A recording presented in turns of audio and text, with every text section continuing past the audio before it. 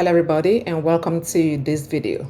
This video is part of a series of videos that shows how to conduct statistical investigation and is targeted to the year students.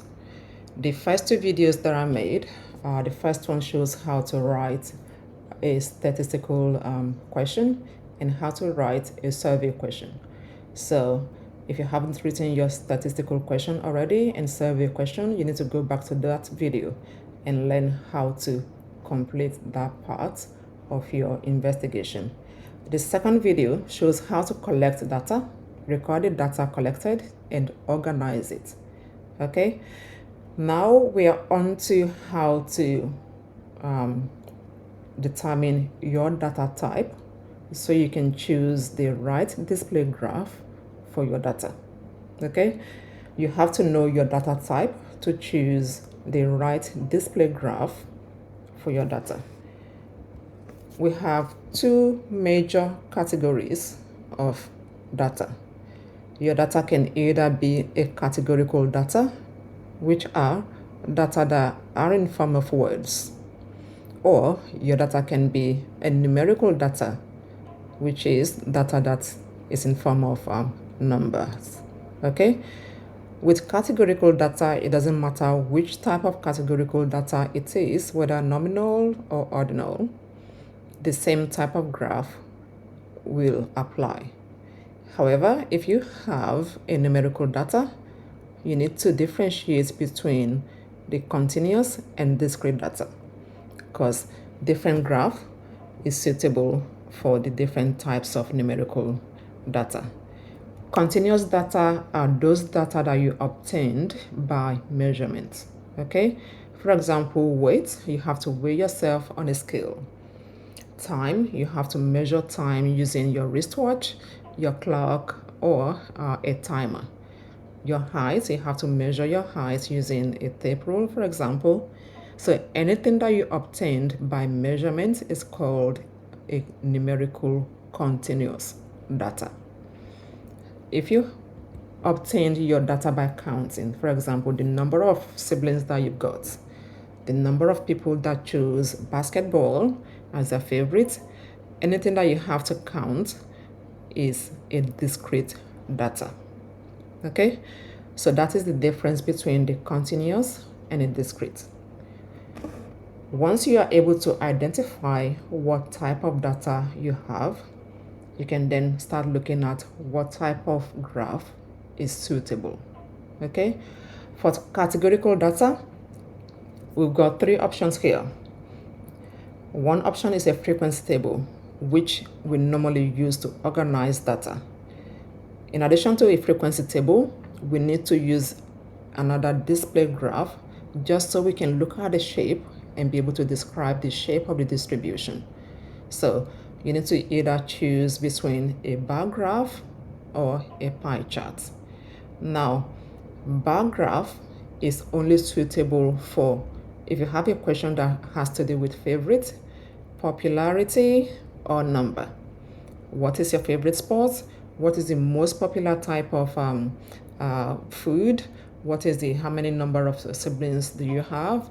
Anything that has to do with favorite, popular, number, bar chart will be the most suitable chart for it.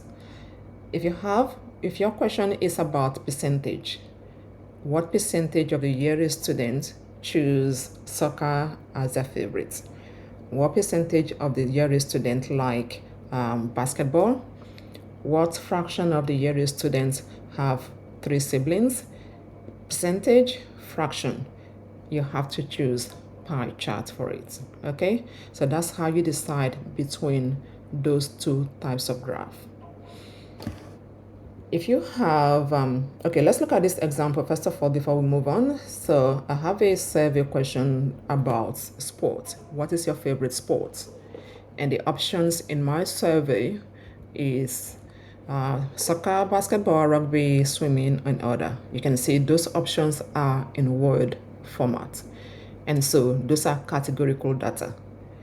And because my survey question is about favorites, I need to know how many would choose a soccer for their favorite, how many would choose basketball, as their favorite, then the most appropriate type of graph is the column or bar graph.